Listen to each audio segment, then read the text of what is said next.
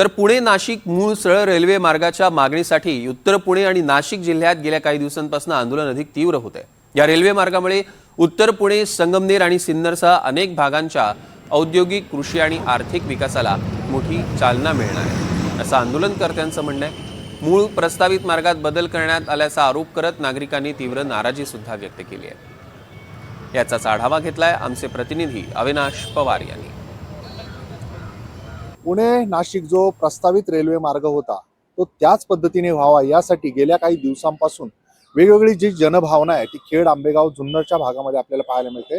विशेषतः पुणे, मंचर, नारायणगाव, राजगुरुनगर, संगमनेर या मार्गेच हा जो रेल्वे मार्ग व्हावा यासाठी सर्वपक्षीय आंदोलन आज होताना दिसते। आज 9 ऑगस्ट क्रांतिदिनी या आंदोलनाचा एल्गार हा ठिकठिकाणी होताना दिसतोय। ज्या पद्धतीने आता मी चाकणमध्ये उभा आहे तिथे आता जे बस स्थानक आहे त्या ठिकाणी पोलिसांची जय्यत अशी या बंदोबस्ताची तयारी दिसून येते, कारण आंदोलक हे आक्रमक होताना दिसत आहेत। आज ज्या पद्धतीने चाकणवर रस्त्यावर उतरून आंदोलन होणार आहे, चक्काजाम आंदोलन होणार आहे, त्यासोबतच जवळच असणाऱ्या राजगुरुनगरमध्ये, त्यानंतर मंचर, आळेफाटा अशा ठिकठिकाणी आंदोलन आज सगळीकडे होताना दिसतंय। एकूणच जर आपण पाहिलं तर पुणे नाशिक जो प्रस्तावित रेल्वे मार्ग होता तो इथलं एक GMRTचं कारण सांगून, म्हणजे जी रेडिओ दुर्बीण आहे त्याच्या लहरींना याचा अडथळा येऊ शकतो, त्यामुळे हा जो प्रकल्प आहे तो पुणे नाशिक जो प्रस्तावित होता तसा न होता तो पुन्हा पुणे दौंड मनमाड मार्गे म्हणजे नाशिक आणि अशा पद्धतीने शिर्डी हा जो जुना रूट होता त्याला पुणतांबा मार्गे हा प्रस्ताव हा पुढे ढकलण्याचा जो प्रयत्न केलेला आहे त्याला संपूर्ण जो विरोध आहे तो या ठिकाणाहून दिसतोय।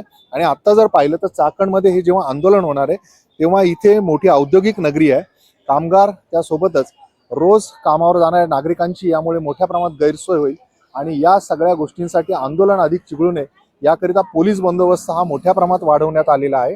ज्या पद्धतीने इथे चाकणमध्ये पोलीस बंदोबस्त आहे त्याच पद्धतीने पुढे राजगुरुनगर, मंचर, आळेफाटा, सिन्नर या ठिकाणी जिथे जिथे आंदोलन होणार त्या ठिकाणी पोलिसांचा मोठ्या प्रमाणात बंदोबस्त पाहायला मिळतो। आज या आंदोलनाची दिशा कशी असणार आहे, एकूणच हे आंदोलन पुढे कसं जातंय हे पाहणं औत्सुक्याचं राहील।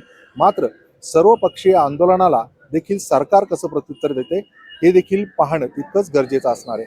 अविनाश पवार, NDTV मराठी, चाकण, पुणे।